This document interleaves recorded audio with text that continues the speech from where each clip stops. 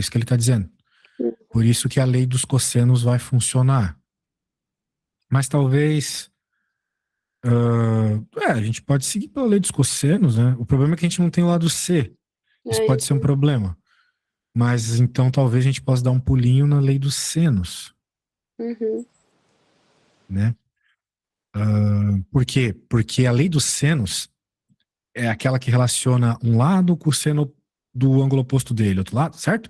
Só que no final tem um detalhe que às vezes as pessoas esquecem, que é o 2R, não é uhum, mesmo? sim, Isso. Então, por exemplo, a gente pode pensar o seguinte: a gente pode pensar no lado A e pode pensar nesse ângulo aqui, né?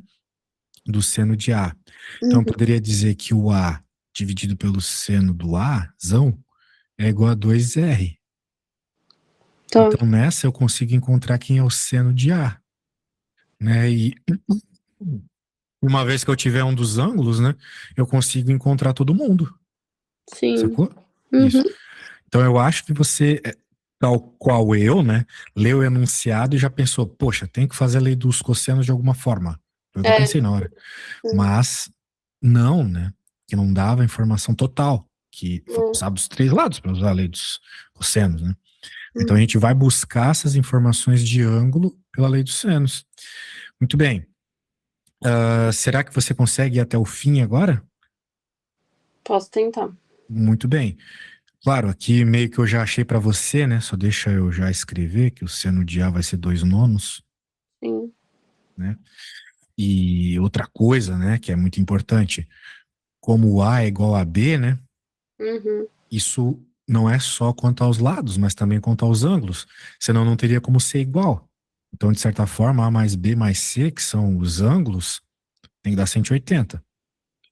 sim. Só que o A é igual a B, então eu poderia dizer que 2A mais C igual a 180 graus, certo? Eu poderia tentar ir pelo caminho de, tipo, como eu sei o seno do A, e aí automaticamente eu sei o seno do B, eu poderia descobrir o cosseno dos dois e tentar fazer, tipo, uma soma de arcos?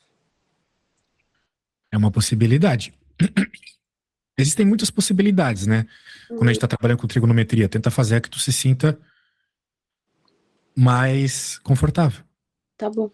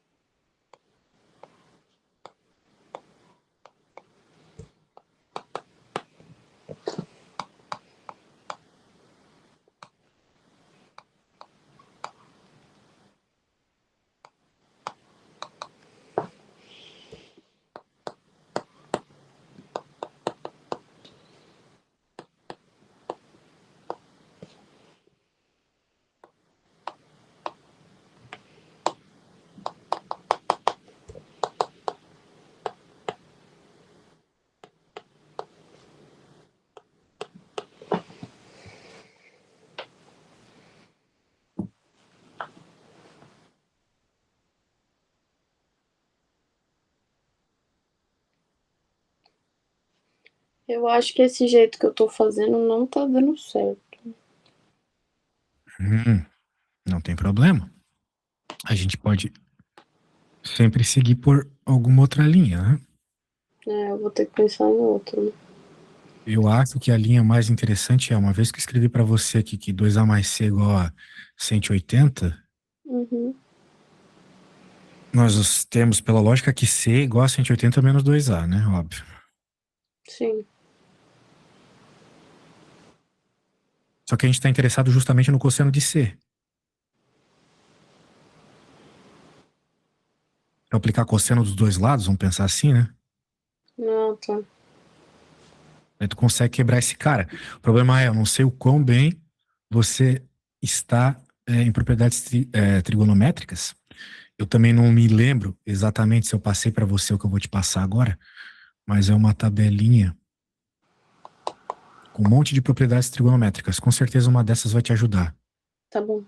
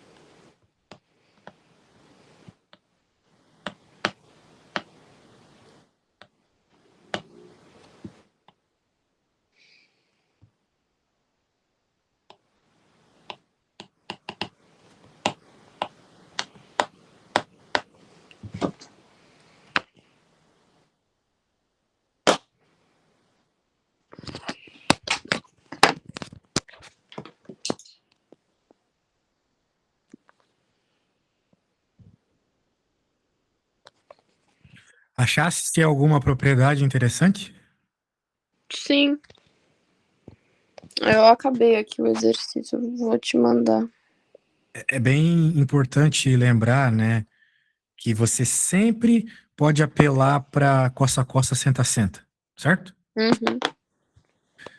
Acontece que às vezes fazer o costa a costa, senta a senta é meio demorado, né? Tem É, ângulos que é importante a gente decorar, por exemplo, quando tiver o 90, quando tiver o 180, sim. são padrões que aparecem bastante. Então tá, bem, daí bateu com alguma opção do enunciado, né? Deixa eu ver aqui que o meu, o meu chat GPT tomou conta do meu computador, agora eu não consigo olhar as coisas direito. Eita, te chamou até de Regina. Não fui eu juro. Eu cliquei pra ver, eu vou ver pelo celular. Puta merda. Não fui eu, juro. O chat GPT, ele tomou tanta conta do meu computador que ele até, tipo, tá fazendo compras por mim. Ele entrou no Google e comprou R$ 50 de alguma coisa lá que eu não sei até agora o que é. Eita! Sim, ele tem esse poder. 73 por 81 é uma das opções, né? Uhum. Só que tá negativo no enunciado. E você falou negativo, pois é um ângulo maior que 90. Sim, o cosseno, quando é maior que 90, ele é negativo. Depois ele volta a ser positivo depois do 270, né? Uhum. Isso. Muito bem. Ótimo, ótimo. Vamos para a próxima. Quero ver como é que eu vou pegar aqui. Vou ter que ser rápido. Não, não precisa ser rápido, não. Claro, o ChatGPT tá malucão. Fechou aqui por quê? É claro, troquei de pasta. Agora sim. Agora é uma questão que tem uma soma, alguns somatórios e propriedades de função. Deixa eu ver aqui. É, essa aqui foi, acho que, do último simulado da FUVEST. Legal.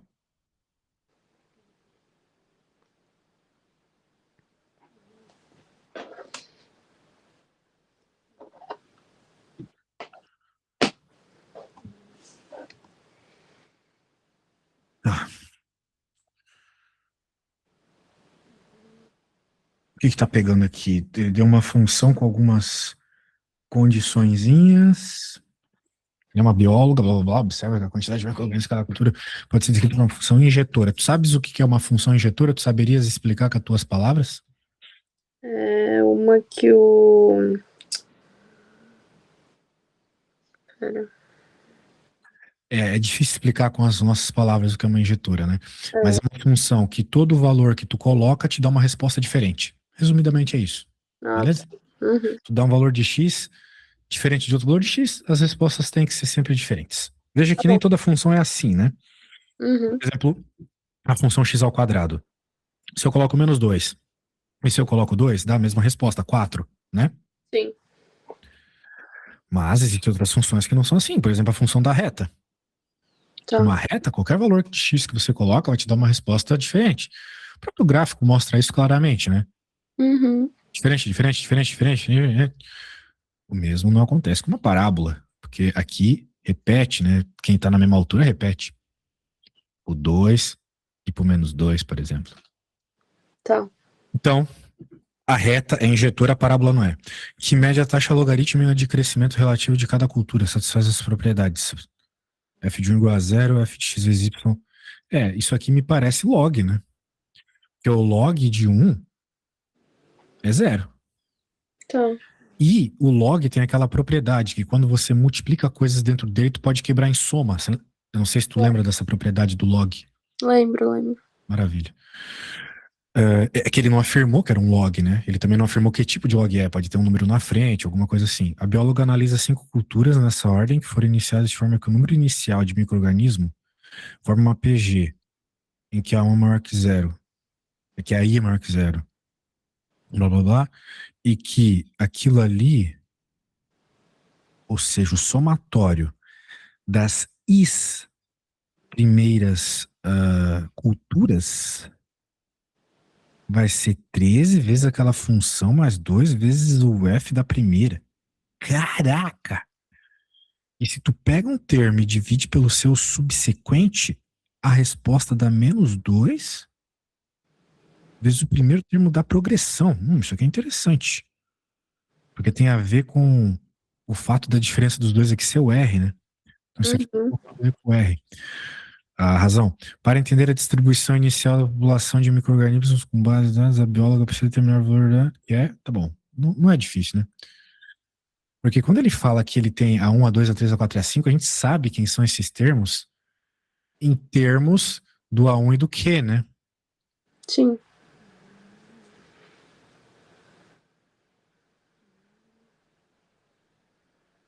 E assim vai, né? Uhum. Bem, então, por exemplo, né? A gente pode definir algumas coisas aqui que a gente vai usar bastante. Eu acho que é importante a gente fazer essas definições aqui. Vou falar o seguinte, para não ficar carregando, né, que vai aparecer bastante. Isso aqui é esse. Esse aqui vai ser esse. E esse aqui vai ser esse. Tá bom? Uhum. Só nomes que eu tô dando. Tá. Porque fica carregando F de não sei o que lá é muito chato. Tá, então a primeira propriedade que ele falou ali é x vezes y, né? Então, por exemplo, em vez de eu colocar x, eu vou colocar 1. Em vez de colocar y, eu vou colocar q. Eu já pego aquilo que eu propus. Certo? Uhum. E pela lógica, né, quem vai ser o A2 vai ser A mais 2Q. Porque o log é... Não, como é que eu posso te argumentar esse negócio aqui? É que aqui é vezes Q, né? Sim. Não é como se tivesse mais uma multiplicação ali e assim sucessivamente. Uhum. Certo? Daí ele fala sobre o somatório de todo mundo, né? Então eu vou até copiar esse negócio aqui. Infelizmente, né, num problema de matemática, você vai ter que se basear nas informações que o enunciado te dá, né? Sim. Então, a partir do momento que ele te deu o somatório dos termos de uma PG, você vai ter que ir atrás de desenvolver essa PG, né? Para diminuir o máximo de variáveis do seu problema. Porque se a gente olhar assim, a gente pensa, poxa, tem muita variável, né? Só que a gente consegue reduzir todo esse problema aqui para duas variáveis. Uhum. Eu dei uma aula hoje de manhã que teve isso também. Bem, o negócio é o seguinte, né? Esse cara do lado esquerdo vai ser 5A, que vai ter A em cada um dos termos. Tá. E daí vai ser Q mais 2Q mais 3Q mais 4Q, né? Uhum. Porque o último A nosso é o 4Q. É o que tem Q elevado a 4. Porque o primeiro não tem Q, né? Esse aqui na prática já é o A2. Sim. Então, quanto que é? 4 mais 3, 7, mais 2, 9, mais um 10. 10Q, então.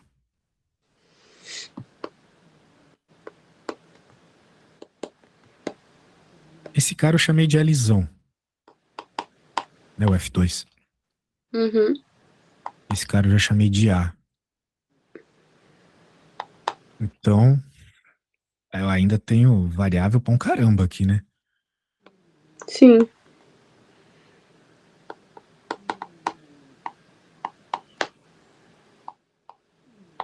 Bem, de toda forma, a gente só usou uma informação por enquanto.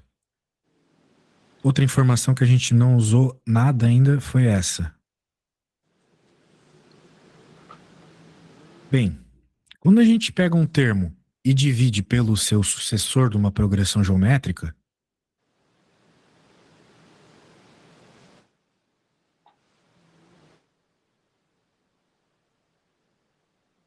É a mesma coisa, só que com o Q multiplicando, né? Sim. Isso. Então, como essa série, eu preciso copiar ela para mostrar para você, né? Note que essa série, ela tá somando 4 termos que seguem esse padrão. Uhum.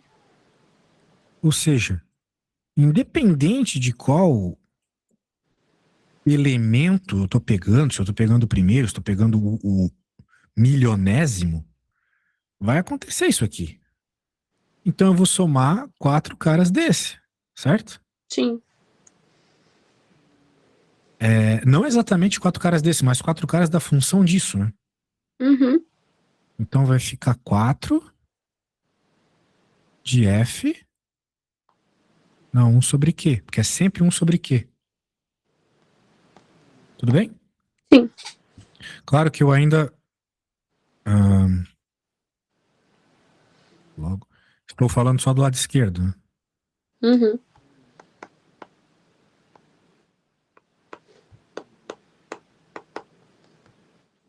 Tá. F de 1 sobre Q.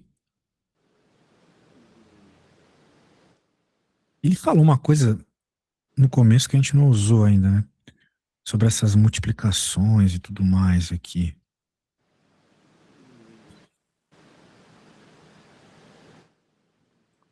Isso aqui vai ser importante.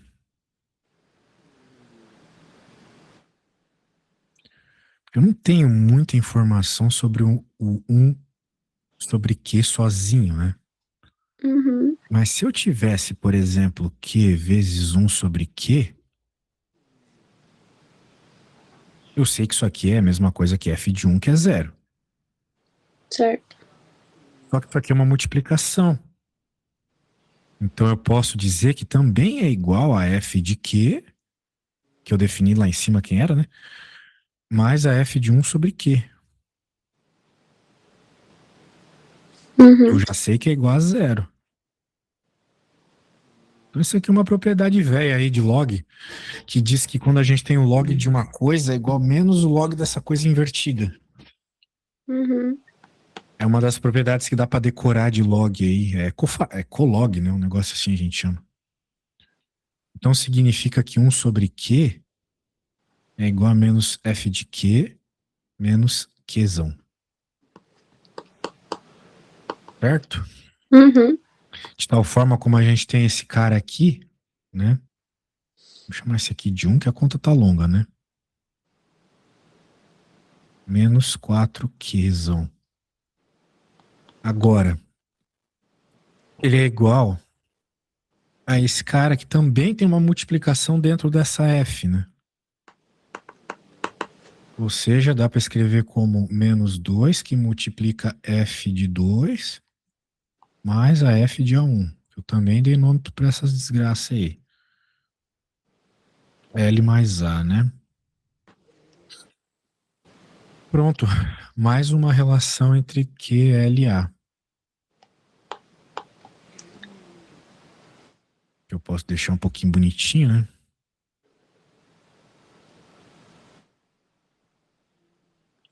Bem, vamos chamar isso aqui de equação 2.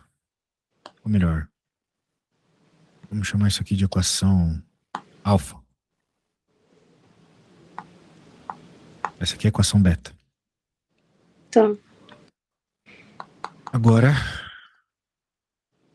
eu não sei de onde a gente vai tirar mais informações, pra falar a verdade. Tá aqui alfa, tá aqui beta.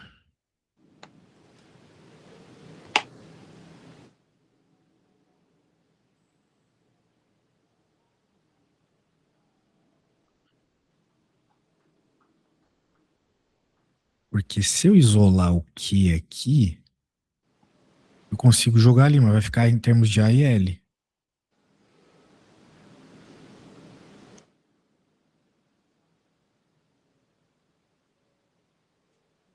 Errado a gente não tá. Sim. Mas também não me parece assim que vai ser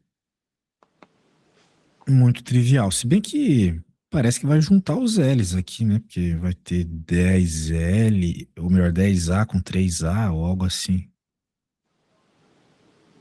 Bem, vamos lá. Bem, não vai chegar em resposta nenhuma, mas a gente vai chegar numa outra relação. Né? Afinal de contas, nós temos 3 incógnitas e 2 equações. Nesse momento, já dá para encontrar uma relação direta entre 2 incógnitas apenas, né?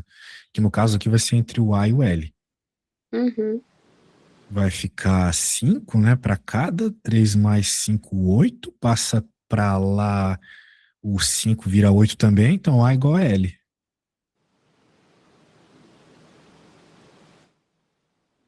Beleza? Beleza. Só que o A, se ele é igual a L, vamos lembrar que o L é igual a F de 2, né? Uhum. E o A, Então a 1 é 2. exato. Tá. Ah, fala sério. Que sacanagem. Tipo, não dava pra olhar pra essa questão e Nossa. imaginar que ela teria resolução. Eu não imaginei que teria. Tipo, na hora que eu cheguei aqui, eu pensei, eu não tenho mais informações pra chegar na resposta. É. Veja, eu tenho experiência nesse negócio. Então, o que eu quero dizer é o seguinte: às vezes, se você fizer as contas com convicção, você consegue chegar na resposta, mesmo parecendo que não vai ter como, né? Porque às vezes surgem relações, independente da quantidade de equações que tu tem para resolver. Nós precisávamos de 3 para encontrar o valor de cada uma das incógnitas. Mas a gente chegou com menos que isso, né? Uhum. Por causa da propriedade da injeção. Tipo, é só por ela ser injetora que a gente pode igualar aqui os domínios, entende? Sim. Mas mesmo assim, né? Parece que falta informação, mas a gente conseguiu chegar na resposta. É questão trabalhosa. Bem trabalhosa, mas o pior não é que ela é trabalhosa. O pior é o seguinte: eu, particularmente, quando eu chegasse num negócio desse, num vestibular, e eu tivesse tenso, eu pensaria, porra, eu preciso de mais uma equação, sacou? Sim. Eu olharia o enunciado, não encontraria informação nenhuma, talvez eu parasse por aqui. É. Então, tem que ter confiança no que tá fazendo, ok? Uhum. Outro tipo de problema que aparece muito isso é quando ele pede a razão entre variáveis, né? A razão entre variáveis não te pede o valor específico de cada uma das variáveis, né? Por exemplo, às vezes ele pede, qual é a razão de A por B? Beleza. Vou encontrar o valor de A e vou encontrar o valor de B? Não. De modo geral, não. O que tu tens que fazer numa situação como essa é buscar uma relação entre a razão mesmo. Porque talvez tu não consiga encontrar o valor de cada um deles separadamente, mas juntos tu consegue. Sacou? Uhum. Tem um problema muito clássico na física que isso acontece, que é o problema de velocidade média, quando ele não te dá, ou melhor, ele te dá a velocidade média em vários trechos, mas não te diz qual foi o deslocamento e o tempo nesses trechos. Só que você consegue encontrar uma relação entre os deslocamentos e os tempos, levando em conta que tu tens um tamanho total final, né? Tipo, como é que eu posso dizer? Esse problema vai aparecer pra ti ainda porque aparece em vestibular de alto nível, tá? Tu tem um caminho todo aqui e ele foi dividido, sei lá, em 3 partes iguais. Uhum. Claro, os tempos foram diferentes, porque aqui tu tem uma velocidade média 1, aqui tu tem uma velocidade média 2, aqui uma velocidade média 3. Só que tu tem esses valores. 30, 40 e 50, por exemplo. Metros por segundo. Ou quilômetros por hora, que seja. E tu sabe que é mesmo delta S em todo mundo. Tu não pode simplesmente somar as velocidades e dividir por 3. Velocidade média não é a média das velocidades, né? Sim. Mas tu pode dizer que a velocidade média total, né, vai ser o 3ds dividido por delta T1 mais delta T2 mais delta T3. Uhum. Note que esses tempos aqui você não tem como achar, mas você pode escrever uma equação de velocidade média para cada um desses tempos, né? Que envolve essas velocidades médias aqui. Sim. E também envolverá esses delta S, que tu vai, no fim, quando tu substituir aqui, cortar com esse delta S aqui de cima. Sacou? Sim. Então tu consegue achar a velocidade média sem saber quem é o delta S e quem é o delta T desse problema. Só sabendo a velocidade média de cada trecho. Mas é uma conta um tanto trabalhosa, né? É. Segue a mesma lógica que eu te expliquei ali. Muito bem, vamos ver a próxima. Então fica atenta quando te pedirem um desse aí. Cadê? Aqui.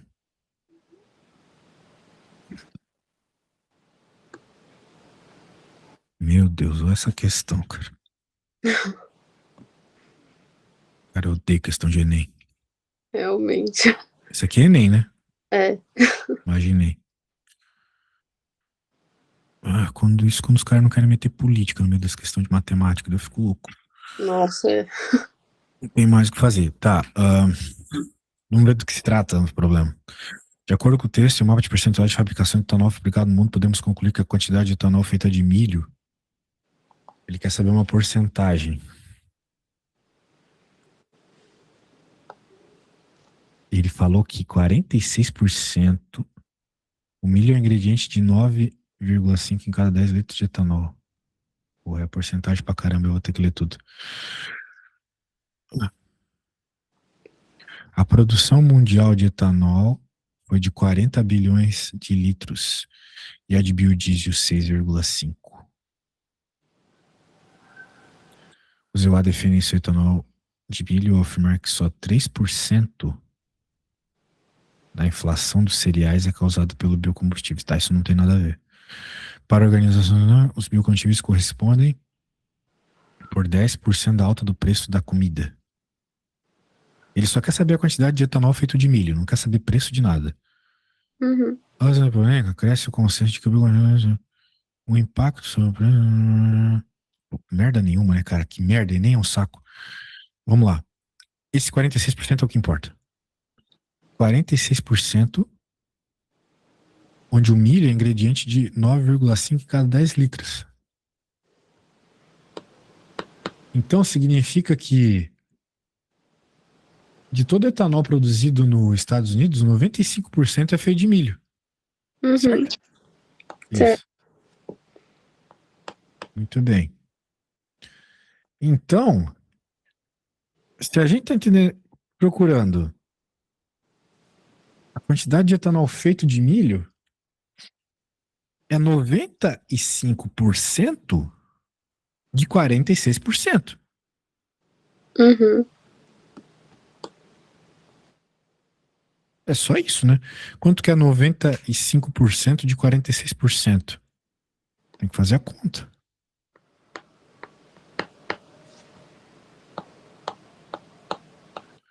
– 95 sobre 100 vezes 46 sobre 100. Né? Uhum.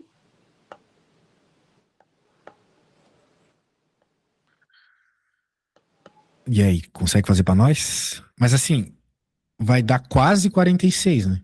Porque 95 é quase 100%. Deu 43,70 mesmo. Isso. Não precisa nem fazer que já dá para saber que vai dar, né? Mas por que você errou essa questão? Eu acho que na hora eu me confundi com tanto do enunciado que eu, tipo assim, fui misturando um monte de porcentagem. É bem razoável ser isso. É, porque agora vendo Mas, realmente é fácil. parece ser simples, né? É, Mas assim, não é muito simples porque é aquelas questões que, pô, tu tá lá no Enem fazendo a trocentésima questão do dia, o cara vem com um tu vê texto esse gigante texto. desse, né? Exato. Então eu entendo que tu pode ter errado por besteira. Mas não se culpe. Culpe o MEC, que nem eu sempre faço. O Nossa MEC é Senhora, uma merda. A única forma da educação dar certo no Brasil é alguém entrar com lança-chamas no MEC e destruir até o último documento que tem lá. realmente. Tem mais jeito. Tem mais jeito no Brasil, na educação. A gente gasta mais que a maior parte dos países do mundo e é uma das piores educações que tem. Educações que tem. Olha eu falando tudo errado aí. Quanto Paulo Freire. Tá, deixa eu salvar aqui. É o que eu sempre falo. Se eu sou talvez o professor número 1 do Brasil, né? Porque pelo menos no site lá eu sou, né? É porque o negócio não tá muito bom. Eu sempre falo isso pra minha mãe. Muito bem. Vamos ler esse textinho. Outro textinho que também me parece ser meio desnecessário, mas vamos lá. É. No prefácio Human Development Report do Programa de Desenvolvimento Humano das Nações Unidas em 98, documentou que 20% dos mais pobres da população mundial consumiam 1,3% do PIB. Ó, metendo política. Vou te mostrar uma coisa, como a estatística é usada para mentir para as pessoas. Sempre mostram isso aqui, né?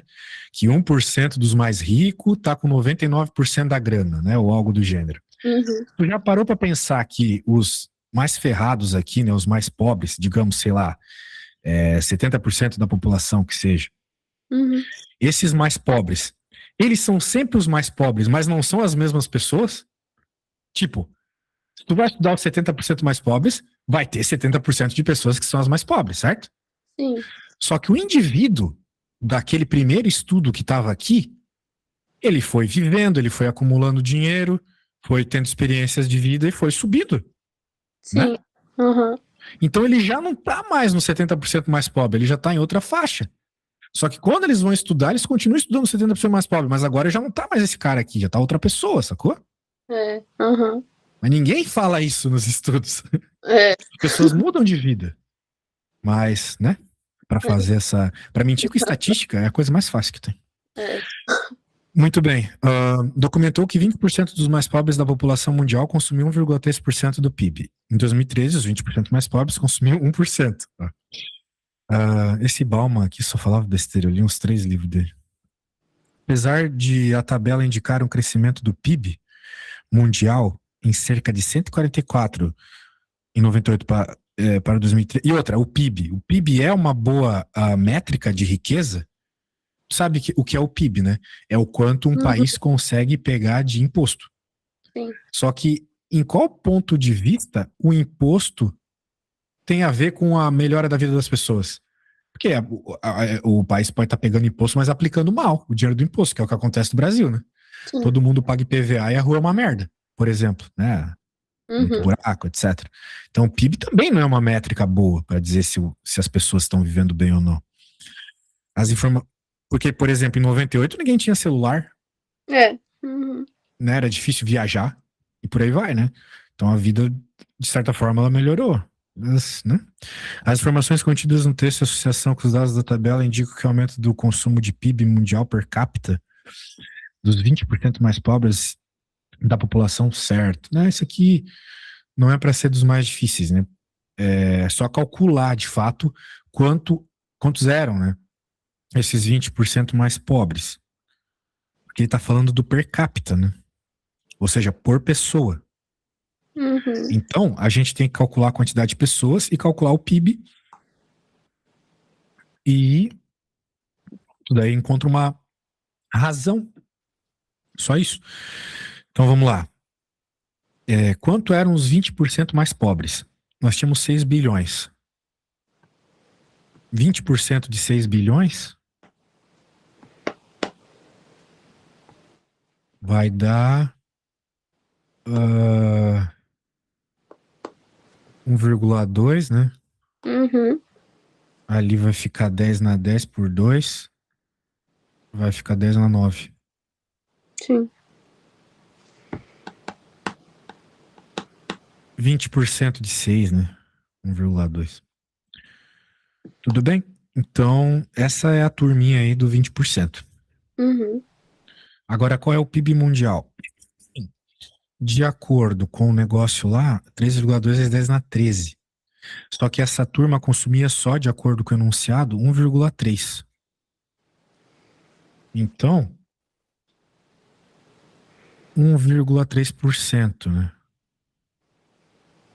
De 3,2 vezes 10 na 13. Cara, 10 na 13 é um número grande pra caramba. Uhum. Que bilhão é 10 na 9, trilhão é 10 na 12. Caraca, 10 na 13. Muito bem. Bem, tem que resolver essa conta, né? Isso aqui vai cortar dois carinhas aqui, fica 11. 3,2 vezes 1,3. Faz essa conta aqui pra mim. Dá Sem 4. calculadora. Não, já fiz aqui. Ah, tá. quatro 4, vírgula dezesseis maravilha. Vezes 10 na 11. É, dólares, né? Uhum. Bem, agora, o que que é per capita? É por pessoa. Então, eu pego essa quantidade,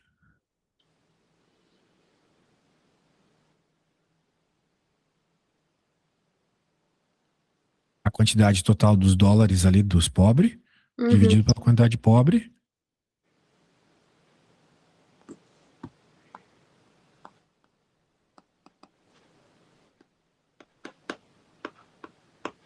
É, vai dar 100 vezes a divisão desse número aqui. Que dá um pouco mais de 3, né? É, Eu não sei o qual mais, né?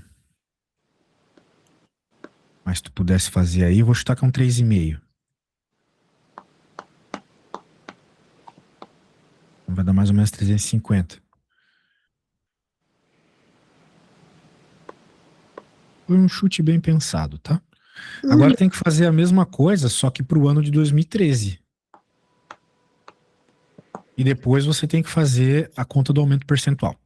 Mas eu vou te pedir para fazer só a mesma lógica aqui, mas para o ano de 2013, pode ser? Pode ser. Quando você achar o per capita de 2013, tu me diz.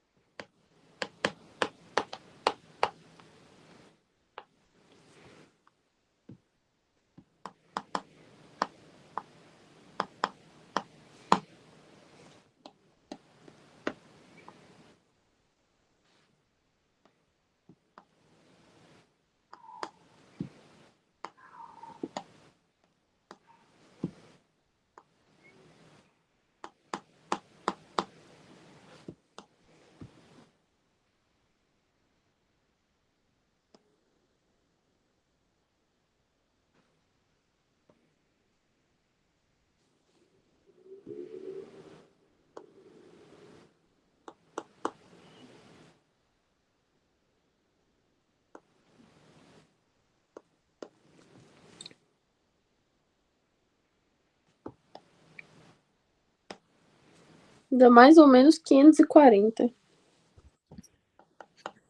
Legal.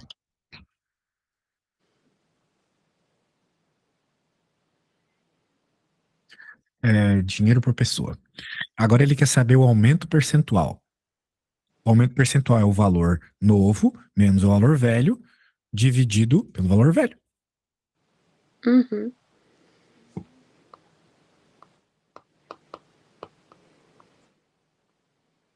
Vai ficar.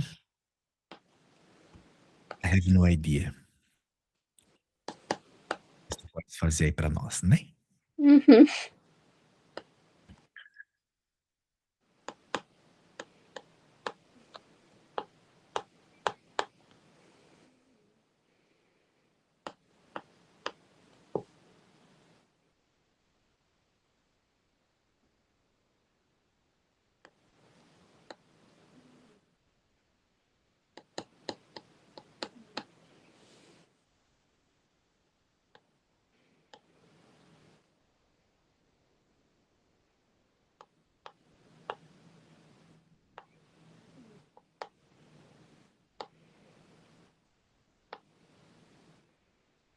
Aproximadamente 54.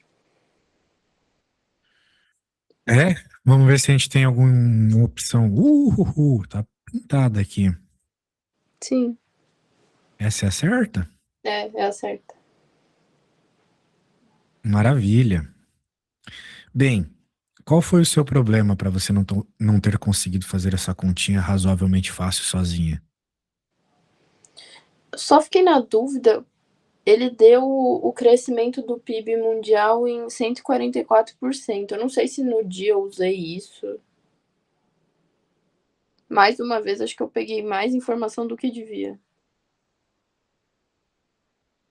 Pera, você falou que o crescimento deu cento e quantos por cento? Não, ali, ó, tem no enunciado. Um pouco abaixo aí. Ah, sim. Ah, você ficou pensando, onde é que eu vou usar essa desgraça, né? É, exato. Certo. É, e de fato não usava, né? Sim. Porque, assim, essa informação tá certa, só que essa informação era para todas as pessoas, não só para os 20%, né? Que foi a conta que a gente fez. Sim. Uhum.